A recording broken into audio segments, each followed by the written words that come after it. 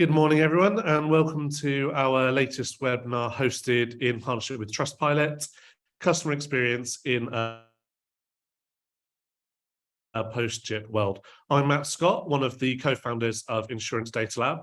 We have a fantastic panel of experts for you today, but before I introduce them, my fellow co-founder Dan King is going to reveal some of the key findings of our latest customer experience research, which ranks 20 of the UK's leading personal lines providers on their customer experience, looking back at the last 3 years. So over to you, Dan. Thanks, Matt. So hello, everybody. Our research that we did suggests that customer experience across the market has improved in the last 12 months, with the average Insurance Data Lab rating increasing by 6 points from 63% to 69%. Insurers have come out on top this year with a score of 70%, while the brokers included in our analysis received a score of 66%, which is a change from last year when brokers outscored their insurer counterparts by 3 percentage points. These results do come with one caveat, however, as we've adapted the methodology this year to bring in new sources of data from the FCA and consumer intelligence. We've added these to our formula alongside last year's data sets that were kindly supplied by Fairer Finance, Insurance Times, and Trustpilot, as well as our own analysis of Ombudsman complaints data. This means that we've been able to assess insurance companies this year across 4 key pillars: claims, complaints handling, customer satisfaction, and transparency. And by far the highest scoring of these pillars was claims, with an average score of 82%. The 3 remaining pillars all had average scores in the 60s, with complaints receiving 67% rating, transparency 65%, and customer satisfaction 61%. Based on this research, we're recognising those insurers and brokers who have delivered best-in-class results with a Gold Award, and the honour of being named as having the best customer experience in UK personal lines with a rating of 79% is NFU Mutual, up from 69% last year. And for the 2nd year running, LV has won a Gold Award. RAC, Saga, and Marker Study complete our set of award winners, so many congratulations to all 5 firms. All of the results and analysis will be included in our 2nd annual customer experience report to be published in early September, and everyone watching today will be sent a free copy. And if you would like to see the data that underlies this report, as well as the other types of data that we use to keep track of company performance, including underwriting and financial results, you can request a free 7-day trial of our insight platform at insurancedatalab.com. Back to you, Matt. Thanks very much, Dan. Now we're going to delve a bit deeper into how the market has been performing and what the future holds for customer experience by introducing our panel today.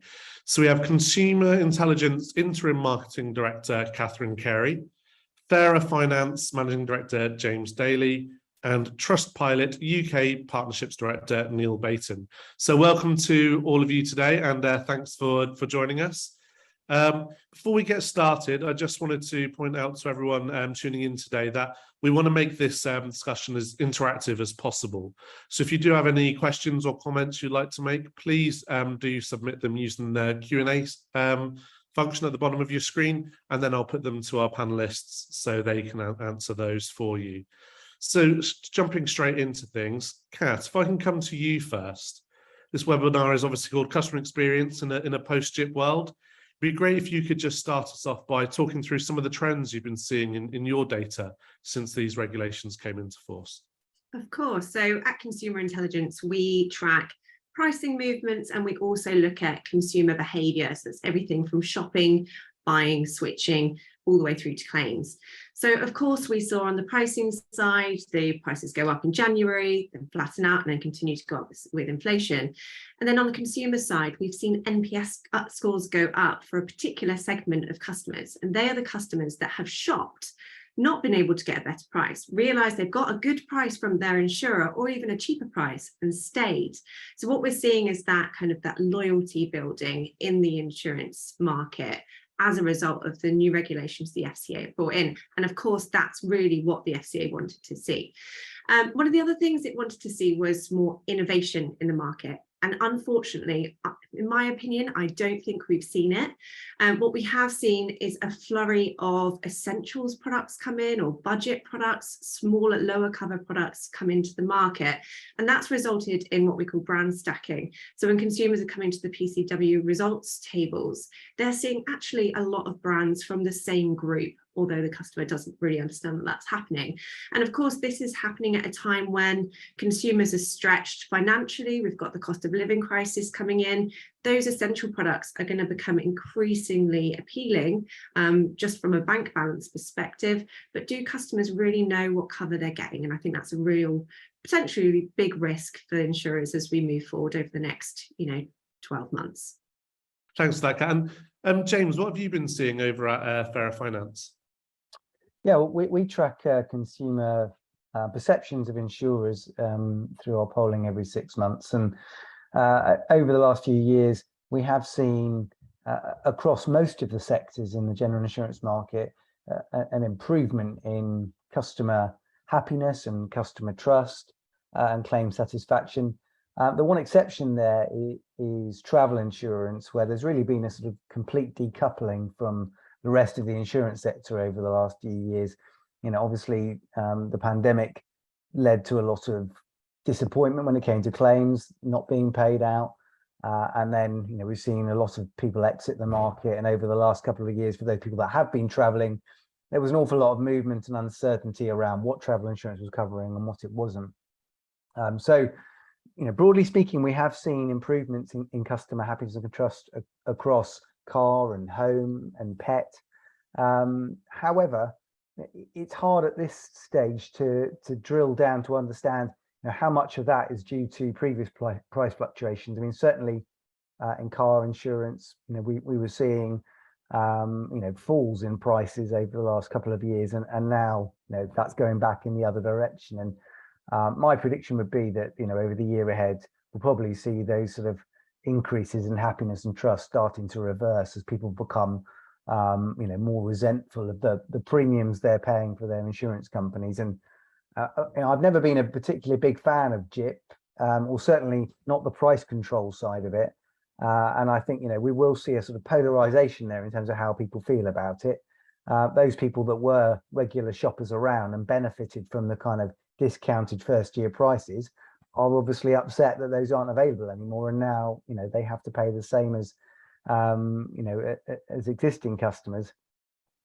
Conversely, many of those customers who will be the biggest beneficiaries of the ban in dual pricing won't have noticed, because they weren't particularly price sensitive in the first place. So there are certain pockets of the market that are pretty unhappy with those changes, but that's done and dusted, and I think the sort of impact of that will start leveling out now, and then as Kat said, we're going to continue to see increases because of inflationary pressures, and at the same time we're seeing hollowing out of products, so paying more, getting less.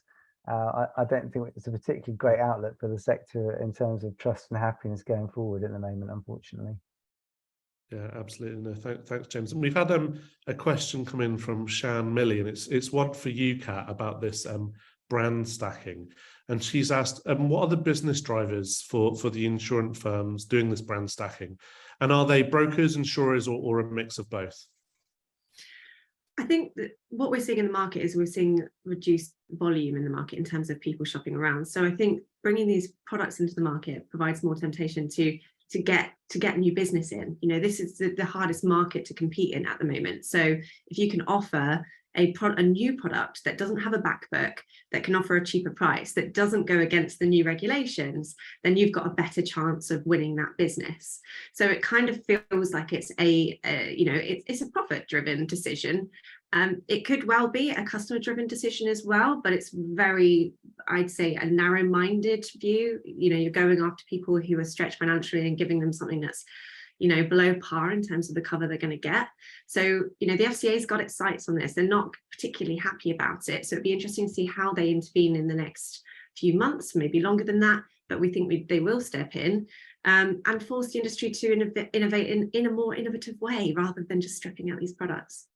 So essentially, it's kind of like a business acquisition strategy in response to these new reforms, then, type thing. Okay, brilliant. And James, if I can just come to you on that point as well, because I know Fair Finance looks a lot at the transparency of products. I'm guessing with these kind of almost stripped back policies that we're seeing more of, that's going to become even more important for insurance companies to properly handle. Yeah, and it's going to become all the more important because of the new Consumer Duty, which is we're going to get the final details on tomorrow morning. And what we've already seen from the very comprehensive paper that was published at Christmas is that the bar is raising in terms of customer understanding. So the FCA expects firms to be really clear with customers about what's covered and what isn't covered in these products. So moving the goalposts underneath people's feet, mixing my metaphors there, sorry, is certainly not going to be commended by the FCA. And I think what they hope is that the stream of work and busyness that the Consumer Duty sparks in insurers as well as the rest of the financial services sector will be the catalyst for driving change and improving clarity around this. But I think there are some significant changes and significant challenges there for companies to get to grips with, because ultimately we know the sort of number one problem really, I think, in insurance in terms of its perceptions with customers is that expectation gap. And really insurers have been sort of gambling for a long time on the fact, particularly in lines like car and home, where people rarely make claims, that actually if they can get them in the door and give them a reasonably easy experience at a low price, the majority of them won't claim anyway. And so they might be able to sort of get away with having a product that isn't particularly great because the majority of people won't notice it. But for that minority that do, an increasing number of them find themselves disappointed, that's what continues to undermine trust in the sector. So I think this is going to be a really interesting few years for general insurers, because I don't think they've really got to grips with some of these problems that have been around in the background for a long time. And personally, as I kind of alluded to earlier, I think that the loyalty pricing ban or dual pricing ban was a bit of a sideshow and wasn't really the thing the FCA should have been getting stuck into. And now they've done it. It's time to deal with that issue of the expectation gap. Absolutely. Thank you very much, James. And Neil, coming to you next. We've once again used your Trustpilot trust scores in our research, and soon we're going to be adding these to our Insight platform as well. Can you share some of the insights you've seen in the reviews that go through to Trustpilot, and also a bit about how insurers can, I suppose, use these insights to improve their customer experience? Sure. Good morning, everyone. So yeah, we've analysed our data that we receive from insurance companies and the sentiment towards insurance companies based upon our scoring metric of stars.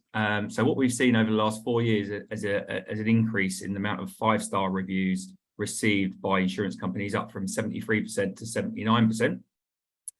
The most common words in the reviews that we see are customer service or just service, communication and staff. And actually they're the most common used, but also the most highest ranked, with 80% plus being 5-star reviews on customer service or service, communication and staff. So there's something that they're doing right in regards to actually maybe onboarding or renewals or what have you.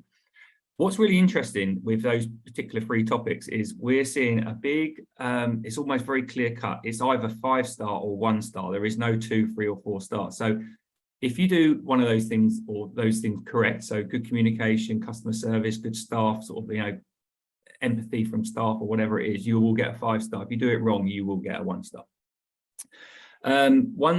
Areas that we've seen that have performed badly is jargon, which comes on to what Kat and James were saying about these new products, claim and courtesy car was one. Also on the platform, we've seen a 500% increase in the number of insurance companies in those 4 years, and the reviews left for those insurance companies tripled. We've also seen a 100% increase in insurance companies replying to reviews. And this could be an element of why that rating has gone up, because what happens is when someone leaves a review, that's actually not the end of that customer experience. That might just be the start of it. And how you react to that review and how you respond and maybe put things right will improve their customer experience. But what it also allows them to do is actually go in and rescore you. So it might be something that was a 3-star, you've actually dealt with it really well, and then they've upped it to a 5-star. So that might be a reason, because we've seen 100% increase in people actually replying, that as an element of customer service in it as well, but then they can rescore you. With regard to trying to improve your customer service, if it's something that you're not measuring, you can't manage it. And obviously Trustpilot allows you to manage all of your feedback in one area. Previously, you might have received feedback on social channels like Twitter or Facebook, or email, telephone, internal surveys, whereas actually Trustpilot, if it allows you to send invites, it allows you to send invites to all of your customers. But if you're receiving feedback from everyone, it's all in one place. So it allows you to manage that effectively. What we also do with our Review Insights package is allows you to create topics. So you might want to create topics on claim, courtesy car, repairs, what renewal, price, whatever it might be. And then you can track yourself depending on those particular topics. So obviously if you can measure it, then it's going to help you improve. And you know, we all know that the best people to speak to or that listen to and to improve customer service is your customers. Absolutely. Thanks very much, Neil. James, I saw you nodding along a bit there when Neil mentioned some of the issues they'd seen around courtesy car. Do you have anything to add to what Neil was saying? Courtesy car is it's one of those oddities in motor insurance sector, which, you know, customers universally don't understand unless they've already had the experience. But, you know, as you know well, most policies will provide a courtesy car if your car's in the garage because it's been involved in an accident and it's repairable. But if it's been stolen or it's written off or it's been set fire to and it's not repairable, then you're not going to get a courtesy car unless you bought kind of extra add-on for it. And then there's the misunderstandings as well around, you know, what a courtesy car is going to be, and there's enormous variability in terms of what insurers provide there. So it's one of the things that we look at in our transparency analysis, actually, when we mystery shop the journeys every 6 months, because we just know it's an area that customers misunderstand. And, you know, some firms muddy the water even more by, you know, saying things like guaranteed courtesy car, and then in the small print going, but only if it's in the garage, you know. And it's obviously not guaranteed then.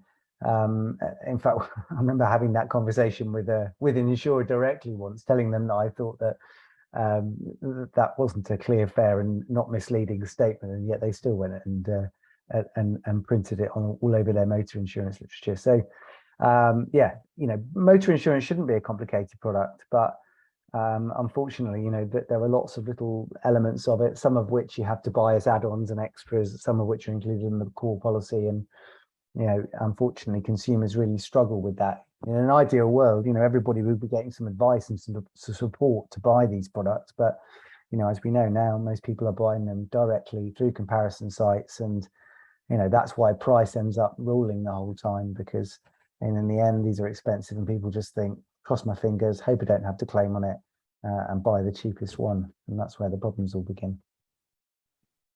Absolutely. Thank you, James. And coming to you again now, claims satisfaction is a new metric we built into our research this year, drawing on data from yourselves and Insurance Times as well. Can you talk us through some of the trends you're seeing in this area over at Consumer Intelligence? So we're seeing a lot of movement in motor. So in March this year, the score that consumers are given for their claim satisfaction hit an all-time high, and we've been collecting this data since 2012, so a long time. So it's hit 8.8 in the scale. So I had to obviously have a dig around and see what's happening, what's actually driving this upwards. And there's a range of things. People are saying that they are quicker to have their claims resolved.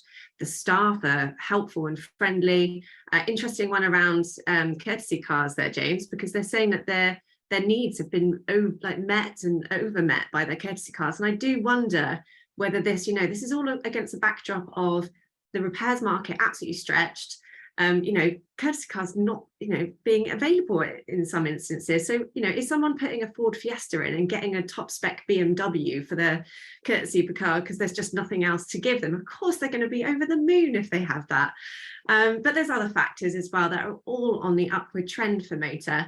But when we look at home, it's coasting. So, you know, motor's really upping its game when it comes to claims. So I think, you know, there's some brands in there that can be learned from. But what I'd say is that metric is a market level metric. Underneath that, we can pick that by brand, and there's a range. There are some people that are overperforming in the claims area and people that are underperforming. Now we've got the consumer duty coming in later, which means that brands have got to deliver good outcomes for customers at every part of the customer journey, including claims. So are they going to be allowed to continue delivering a below par experience? That's something we've got to wait and see. Fantastic, thanks, Kat. And James, I know Fair Finance takes a look at claim satisfaction too. And I think you've seen some quite interesting trends across different business lines, same as Kat there. Yeah, although actually I don't think we've seen exactly the same results. So in car, it's been sort of steady, ticking down a bit, actually, if anything. And our last data point was in February. So we just got we only do ours twice a year. So we've got our new survey in the field right now. So I'll be interested to see if, that has changed over the last few months.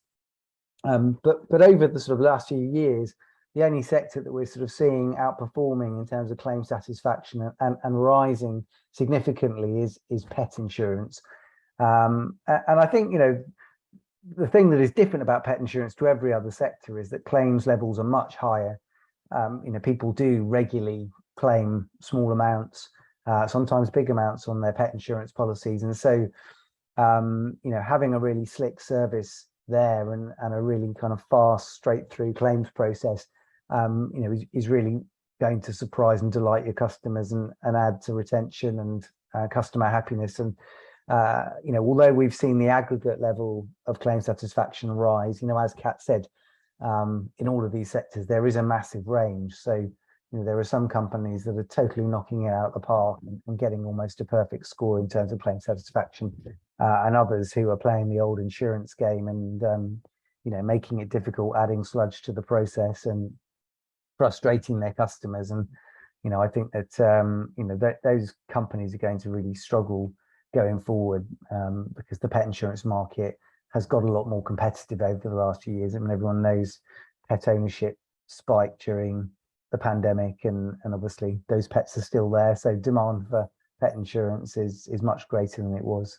And Neil, have you been seeing kind of any trends across different business lines in the reviews you get at Trustpilot? So Trustpilot is slightly different in the way that we work. So we work on a domain level. So unless a company has specific different domains for their different business lines, all the data is in one. So and what we hear from insurance companies is they want a one satisfaction score for their whole business. However, so I can't give you any information, unfortunately, about the different business lines on a macro level. However, what businesses can do with our product is actually pre-tag invitations. So you can pre-tag invitations depending on travel, pet, car, home, and what have you. So when those reviews then come in, they sit in different buckets. So actually, it's very, very easy for insurance companies to understand how they're performing based upon their, pet, travel, claims, or whatever it might be, and see trends going up and downwards or what have you. But actually, just the way that Trustpilot works, our sort of source of truth is a domain level. So unless Admiral have Admiral pet insurance, and I don't know if they do or don't, by the way, but our feedback from companies, not just insurance, by the way, is they want to have a one company score because that represents their brand, but they like to have that sort of segmented information through our review insights package on a more granular level. Fantastic, thanks. Then we've had a question come in actually about Trustpilot, and they're asking, have you seen any change in consumer behavior post-COVID? Have you seen people being more understanding, more frustrated? Have you seen any kind of changes in volumes since the pandemic, that kind of thing? Yeah, a huge increase in volumes. There was, depending on, like I say, on the sector. So actually, we do have just motor insurance companies on our platform. So we looked at that, and obviously that went completely down, the actual volumes on motor insurance, because people weren't using their cars, right? However, we saw a huge increase. So in the last 4 years, so not quite just the COVID times, we've seen a 3 times increase in the amount of consumers leaving reviews. And I suspect a similar sort of amount in actually people coming in and reading reviews. So what we're finding is Trustpilot's becoming a destination site for consumers to compare insurance companies. Fantastic, thanks, Neil. And just picking up on this point, because I think it's quite an interesting one. If I can come to Kat and James, have you seen kind of any changes in, kind of consumer behaviour or the customer experience as a result, or kind of post-COVID? Kat, if I can come to you first, maybe. Have there been any changes? I think people have become a little bit more savvy with technology. So something we asked consumers recently was, how they'd like to communicate with their insurers, and asking them, would they be more likely to use different types of technology to communicate with insurers? And it's increasingly a yes. We've gone through the pandemic where people have had to become savvy with Zoom and communicating with people digitally. So people are more likely to say yes to using live chat, which is an interesting development and something for insurers to take note of as they start digitizing their services. But conversely to that, when you ask them what they would do in the instance of making a claim, they revert back to wanting to pick up the phone and speaking to someone. So things haven't moved on too far, but they're open to it. So I think it's going to be a gradual change, but it's definitely something that's spurred on by the pandemic. And James, have you seen anything kind of change post-COVID? I mean, I think that, the thing that's worth saying is there's so much else going on in the general insurance sector at the moment with GIPP and Fair Value, that it's quite hard to, be able to pinpoint what's having the biggest impact. But, we know obviously that, as Neil said, car usage fell, insurance premiums fell during the pandemic, and I'd say that has been the single biggest driver in sort of the increase in satisfaction. I mean, it's in the end, people will be happy if they don't have to pay too much money and keep their fingers crossed that it's going to work. I think that going forward now with this extra focus from the FCA on the good customer outcomes they're expecting from the consumer duty, firms are really going to have to kind of sharpen up the claims experience, and I think that's where we're going to see the real pressure over the next few years for firms. I don't think that is necessarily linked to the pandemic. I mean, I think there were short-term issues with, definitely a mix in terms of how firms were able to deal with the operational challenges that the pandemic threw at them. Could they shift their entire call center into everybody's bedrooms, and then how quickly could they manage that back again?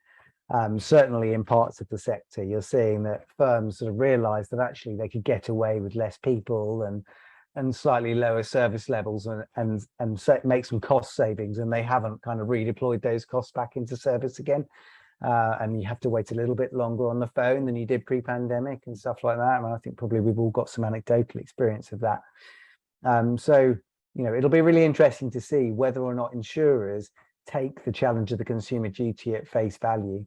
Obviously, they've already been having to get to grips with fair value and proving they're offering fair value over the last year.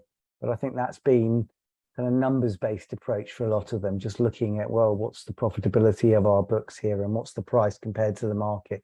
Whereas the consumer duty is much broader than that. It's about, can you prove that your products are fit for purpose, that your customers understand what they're buying and they also understand what these products don't do, and is that price fair relative to the benefits and limitations of the product? So I think any insurer that's kind of sitting there thinking it's okay, we did fair value, consumer duty is just a kind of incremental step up, probably needs to think again. From what I understand, for tomorrow's paper, it's going to be very long with hundreds of pages of guidance, so lots more detail for people to get stuck into there. But obviously general insurance is already in the spotlight, from the FCA, and I think they'll be one of the sectors that, when they're sort of looking at the response to this, insurers will be one of the first to kind of to be under the spotlight again next year. Absolutely, thanks, James. And Neil, when Kat was talking about the different types of kind of communication and customers maybe wanting to speak to a person when they were making a claim, I saw you nodding along there. Did you have anything kind of to add to what she was saying at all? Only because I recently had an experience claiming myself with insurance, and that resonates with me. I will happily speak to someone on the chat, but when when you feel it's something really important with regard to a claim, you want to get your point across. My expectation was it was going to be a really long-winded conversation, right? So it's not something that I wanted to do over a chat. Sometimes you're left waiting there for minutes and minutes on the end. You're emotional when your car gets stolen. So you want to speak to someone with some empathy. And I must say, and I was saying to the guys earlier, that the claims experience I had with First Central, if I can say that, was brilliant, right? I was literally on probably waiting less than 5 minutes on the call, and the person was very understanding, and the claim went through really well. I was really happy with what they gave me, and they picked the car up and all this sort of stuff. So, but yeah, I totally agree with Kat that when it's something emotional like that, you do want to speak to someone, a soothing voice on the other end of the call. Definitely, yeah. And we've had another question come in from Shan Milley, and one I think I'll direct to you, James. She was picking up on your point about recommending insurers take consumer duty seriously, but questioned how far are they really in control of their distribution structures? Yeah, I mean, obviously, consumer duty means different things for firms at different parts of the chain. So yeah, if you're a fully integrated insurer, like Direct Line, selling direct, selling through comparison sites, selling through brokers, it means something different to a firm that is just a broker or just an administrator. But it's about what you're in control of. So the test is really, have you done everything you reasonably can to ensure that these products are fit for purpose and are delivering good outcomes for customers? And have you looked for all the blind spots and asked all the difficult questions? And if there are things outside of your control, what processes do you have in place to minimize the risk of bad outcomes being driven by those partners? To some degree, you are in control of those relationships, or at least, you can be asking them for how they're handling some of these questions, and perhaps, playing your role as a partner in ensuring that, they're fulfilling their obligations in terms of the consumer duty. The FCA wants firms to be producing annual reports that they're signing off at board level, attesting that they are delivering good outcomes. And I think, if you're a partner of one of these firms, you might want to be getting sight of that and getting that reassurance that they're doing what they need to do. That might be part of your legitimate due diligence as a partner. So this is going to be a new policy. It's going to evolve. Best practice is going to evolve. But I think as long as you're kind of taking a kind of holistic view to it, looking for all of the potential bad outcomes that could be delivered anywhere through the products, whether or not you're in control of those, and then trying to make sure you've got processes in place to mitigate those, or at the very least helping customers understand those risks and making sure that they're going in with open eyes, and then you're going to be in a good position. Thanks, James. And we've had another follow-up question on this topic there, and that's, what's the FCA kind of, I suppose, stance if someone tried to say, I tried to get things right, but it was outside of my control, with the choice of kind of partners or wordings? What do you think their stance will be on that? Well, I mean, I think personally, it wouldn't hold much water, to be honest.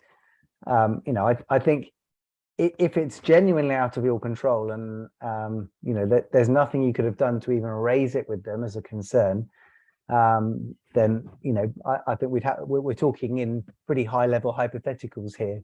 Then perhaps, there is a case to be made that there really was nothing you could do. But in most cases, I think at the very least, the FCA's expectation would be that you were flagging that with your partners and saying, we're concerned that actually some of the design of your product here could be delivering bad outcomes to customers. Some of your processes could be delivering bad outcomes to your customers. And, we think that if we're going to continue working together, you're going to have to, create some techniques and methods to mitigate those.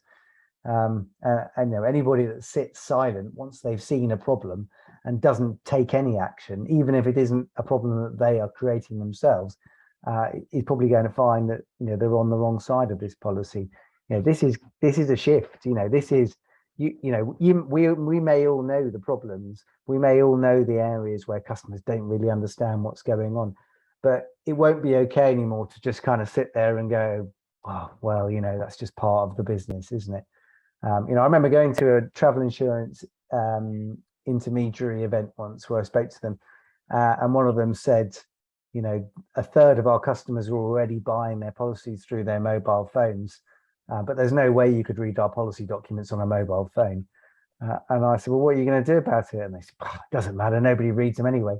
Well, once you've kind of got that stuff out on the table, you can't put it back in the box again. That's the whole thing about the consumer duty. You've got to acknowledge the problems and then put a plan in place to put them right. And your FCA supervisor will want to see that. Brilliant. Thanks, James. And Kat, earlier on in James' comments, I saw you nodding along a bit before it changed to big head shaking. Do you have anything to add to what James just said there? Yeah, I think it would just, issues can't be ignored anymore. It's about taking responsibility, and you've got the senior management's conduct regime. Everyone's going to be accountable at every level.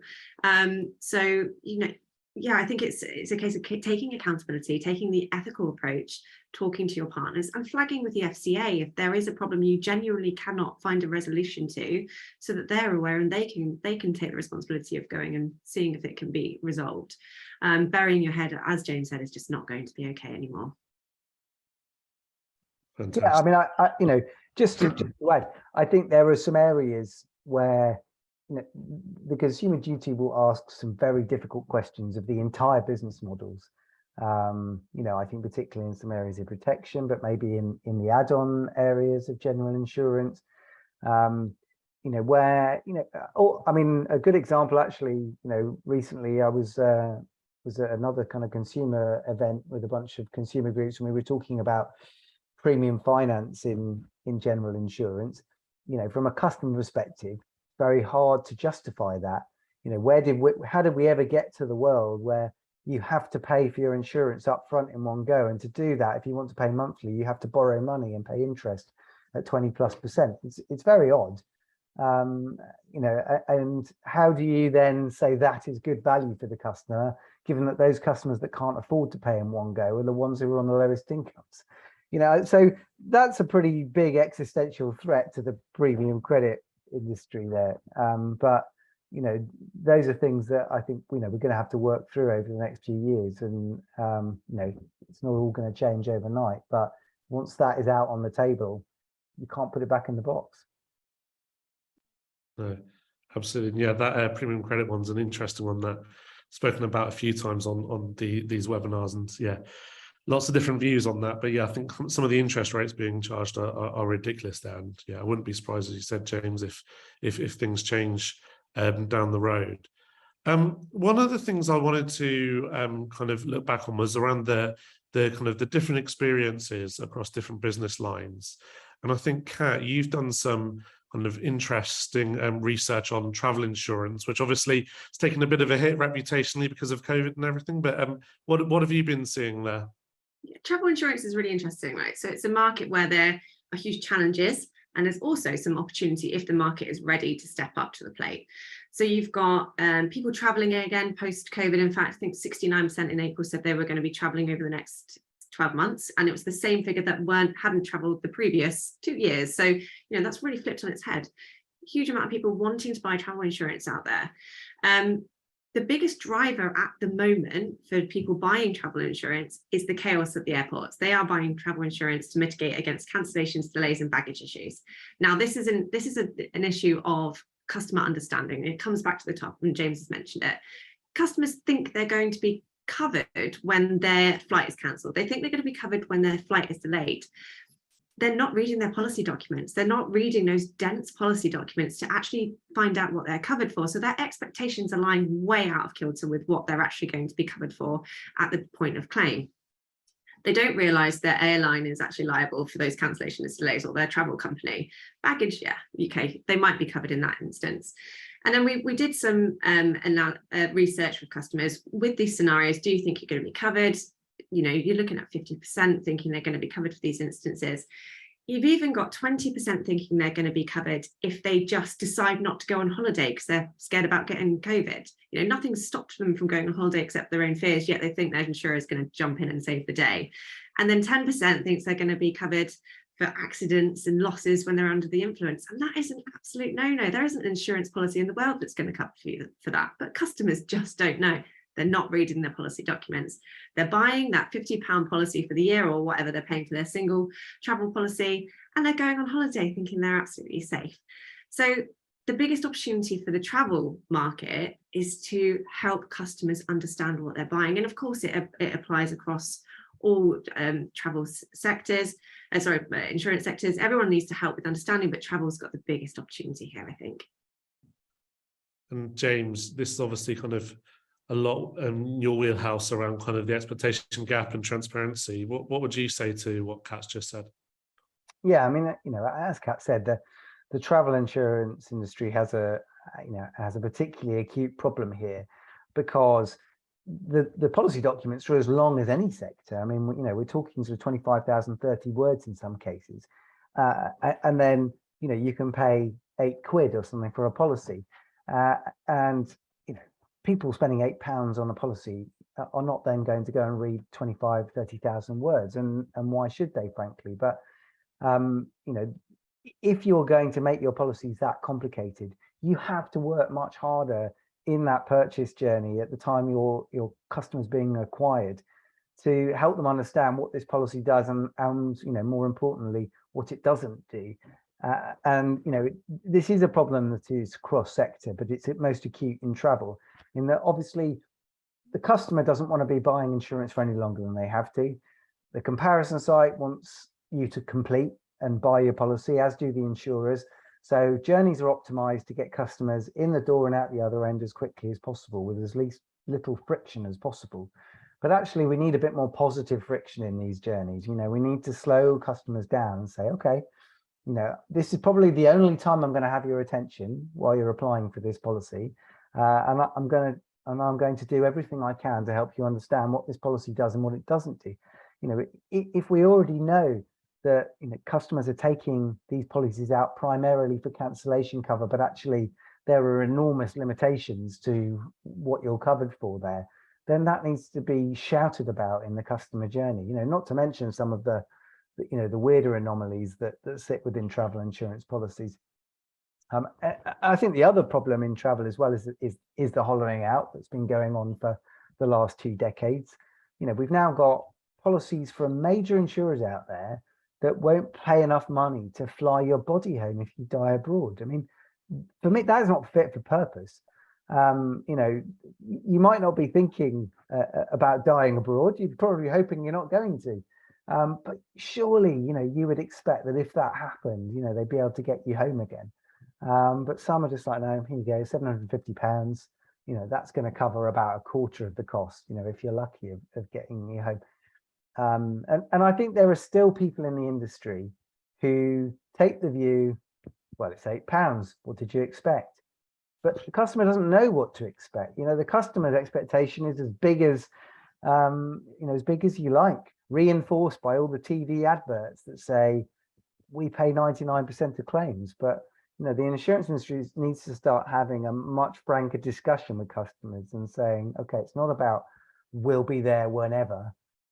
We'll be there in some very specific circumstances, and there's quite a lot where we won't be there.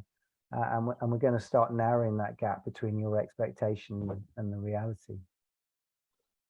Thanks, James. And Neil, if I can just come to you, do you see kind of anything in your Trustpilot reviews around kind of coverage and, you know, claims not being covered when customers thought they would be, or things like that? I think just by looking at the number of 1-star reviews that claim has, that I think I wrote it down, the expectations, right? It's just the consumer expectation is far bigger than what they're going to get. And I was just going to ask James if consumers knew exactly what they're going to get with their £8 insurance, like how many people would go through that. And you could class that for any insurance, really, home insurance and pet insurance. If you actually really did sit down and a broker went through exactly what you're going to get, how many people would actually sign up for insurance? I suspect it's a small percentage. You know, there's nothing wrong with a lot of these £8 policies if you look at it as, I'm covered for a medical emergency. Actually, if you're going to America, for example, I mean, you probably won't pay £8 then. But if you have a medical emergency, it'll bankrupt you if you don't have travel insurance. The cost is astronomical. And the chance of that happening are relatively low. And that's why, you can buy a policy for, probably 20 quid or something like that. And that'll be the best 20 quid you ever bought. But if you also expect that 20 quid to cover you for every other eventuality under the sun, like your flights being cancelled and getting delayed and all the rest of it, well, you're probably expecting a bit too much. So, I would tell anybody going outside of Europe, and obviously it's even more complicated with Brexit these days, which countries do we have reciprocal health agreements with and which do we not? So pretty much anybody leaving the UK shores, that the medical part is absolutely worth the money, as long as you're not with any of the charlatans, although most of those have exited the industry, I think. But as long as you're with a company that's actually going to pay claims in those circumstances, great value. So why don't we start focusing on the value that sits in these policies, rather than trying to make them into doing everything under the sun with a million caveats, Is there often, I guess there must be, but whenever I've done travel insurance, it's almost just that's your one. When I'm speaking to a particular insurer, there's just one. So if you think there's just one, you just probably have this expectation that it covers most things that you're going to come into contact with when you're abroad. Couldn't they not be, okay, whether you're on the bronze cover, silver cover, gold cover, platinum cover, and then at least there's a differentiator, and then your expectations will be like, okay, well, seeing the platinum, it covers my body being flown home. I know that I'm getting silver, so I know that that's not going to be my They do do that, but the problem is often, what they give for those higher levels, is still full of lots of caveats that let customers down. So, big issues around, when they're going to cover you for cancellation and when they're not. Actually, they're probably going to be pretty much the same sort of cover regardless. They might have higher limits. So they might say, well, if we're going to pay out, we'll pay you 750 quid for cancellation on our bronze policy and £3,000 on our gold policy. But the same caveats all exist. So in most cases, they're not going to pay you anyway. So, that's the problem with these policies, really. And I think, maybe we do need like higher levels of policies that cost a lot more, but really would do everything that people expect. But the cost of that might be prohibitive for most people. Brilliant, thank you. Just moving things on a bit now, I'm just conscious of time because one of the other areas I wanted to look at was customer complaints. So in our research, we've seen a bit of an increase in complaints volumes and quite substantial increase in upheld rates when we're looking at the FCA complaints data. But James, I know you look at the FOS data as well quite regularly at Fair Finance. Can you talk us through some of the trends you've been seeing in that data? Yeah, I mean, in terms of the overall general insurance kind of sector uphold rates at the Ombudsman, it's varying by sector quite considerably. So it's quite hard to be able to separate out the different sectors from the Ombudsman data because everything is reported in this super sector of general insurance and pure protection. So if you're looking at Direct Line, then the number you see for their uphold rate at the Ombudsman is encompassing car, home, travel, pet, and everything else. But we can see from sort of drilling down into some of the specialists that there are big differences in sectors like travel where that there has just been much higher uphold rates at the Ombudsman over the last few years, and it's still on aggregate across the whole general insurance sector, about 1 in 3 complaints that go to the Ombudsman that are being upheld in favour of the customer, which I think is just way too many. That's 1 in 3 times where the customer has complained, the insurer has rejected that complaint, and then when it's gone to an independent Ombudsman, they've overturned that decision. If you think from a customer's perspective, especially given how long it takes for that whole process to resolve, which may be 12 to 24 months, with all the delays we've seen at the Ombudsman. They've gone through the pain of complaining and waiting for their final letter back from the company, which has rejected them. Then they've gone to the Ombudsman and gone through that whole process, and they've finally been vindicated. And at the end of that, you know, they're probably telling everybody at the school gates and every dinner party every Friday night about how awful this insurer was. So you can't underestimate, you know, how damaging it is, I think, to have that many complaints that are being overturned at the ombudsman. And you know, we need to be getting that down to sort of 10 to 20%, you know, at the very least.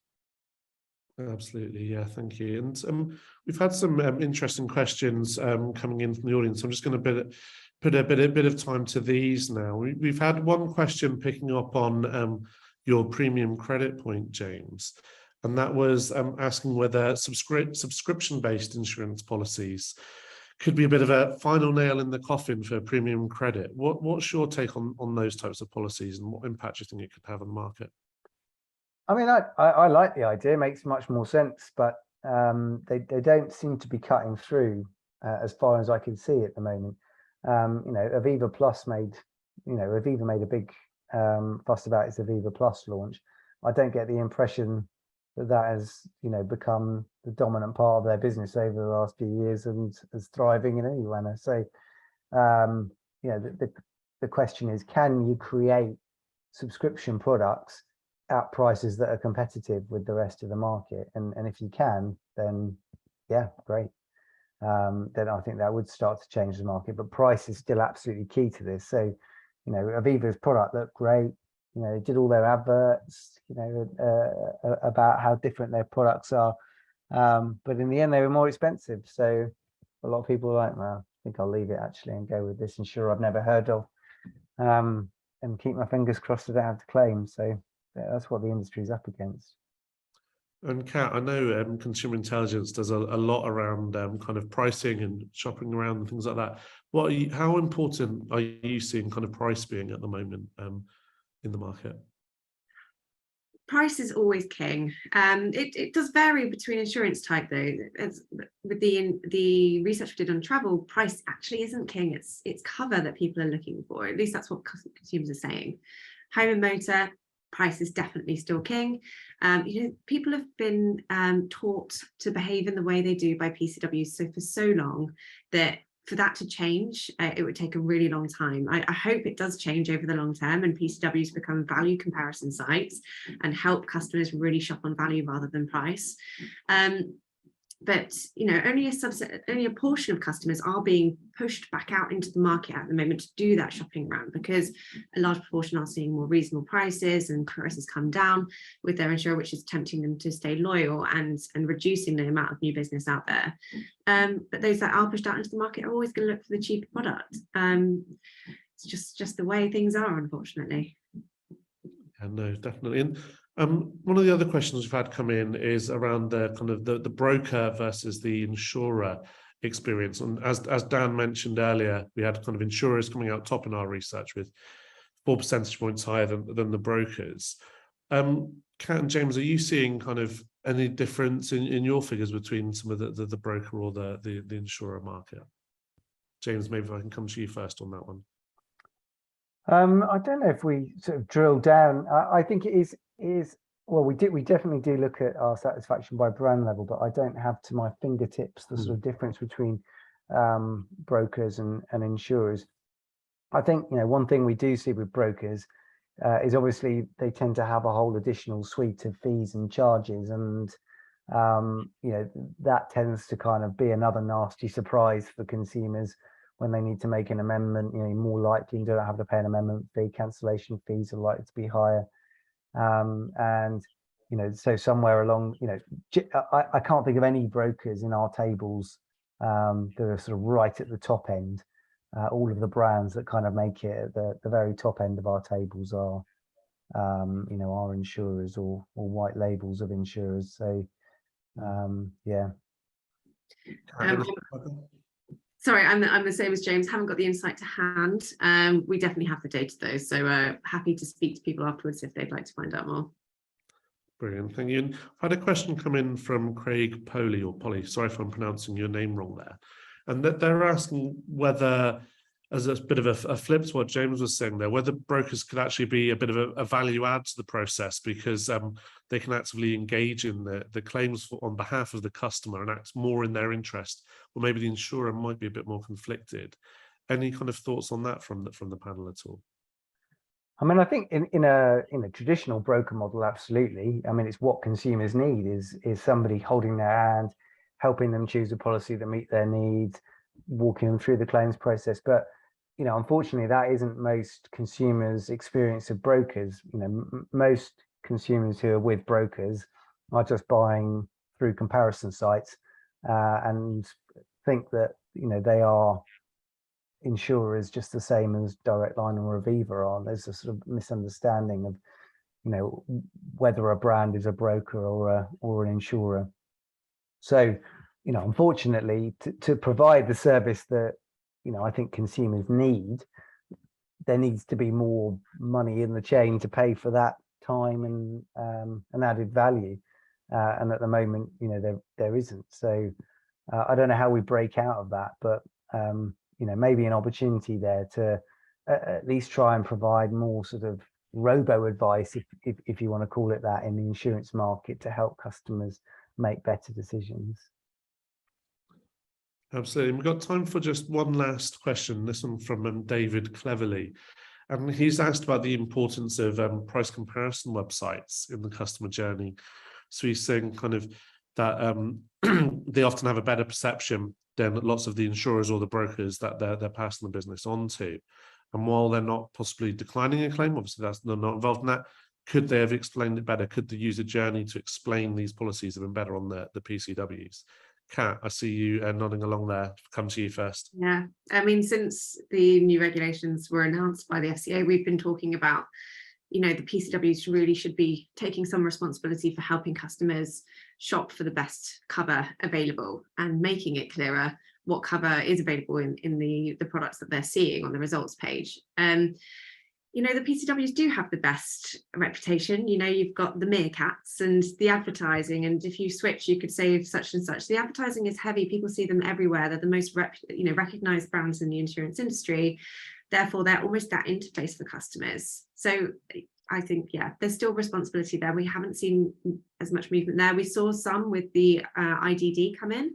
We've got ticks and crosses on your page, but there's more that could be done. The only challenge is how do you compare value? It's not a simple metric, so that needs to be overcome first. And James, your thoughts on that? Yeah, I mean, we've been saying to them for years that, a bit like I said earlier, you need to slow down this process. You need to ask people more questions to understand their needs better, and then try and fix them up with products that meet their needs. But these are intensely commercial businesses, which are all about having a competitive edge over that other company that's advertising twice as hard, and so they want to keep their journeys as slick as possible. And they know that if they even add one extra question in, it'll increase attrition by 0.2%, and that'll lead to a loss of revenue. But unfortunately, if they don't grasp this, it'll be done to them, I think, by the FCA. I know a lot of them are thinking about fair value and consumer duty, but I've not seen anything really that shows a major shift yet. And I think that if they don't do that themselves, then, as I say, the FCA will be doing it to them. Just quickly picking up on your point there about questions, James. I know we're running out of time here, but you mentioned kind of asking more questions and slowing things down. And do you think that kind of technology can play a part here then? Because obviously you can get a lot of kind of pre-filled answers from the various different data sets that can reduce the question set that maybe then would allow the insurers to ask different questions that maybe give them a bit more insight into the needs of the policyholder. Do you think that will ever happen? Well, with 30 seconds to go, that is a can of worms. All I say, is that, sure, if you can reduce the call questions and use data because you don't need to ask them and you've already got that data, that's great. Although the flip side of that is I worry about the transparency of pricing and the fact that it's even less clear what is going into the pricing algorithms if it's all being done in a black box. Sure. But if you can use that saved time to ask more questions and better define customers' needs, then that would certainly be welcome. But I think maybe you need both. Fantastic. Well, unfortunately, that brings us to the end of today's session. Many thanks again to Catherine, James and Neil for joining us today. And thanks to all of you for joining in and tuning in today as well.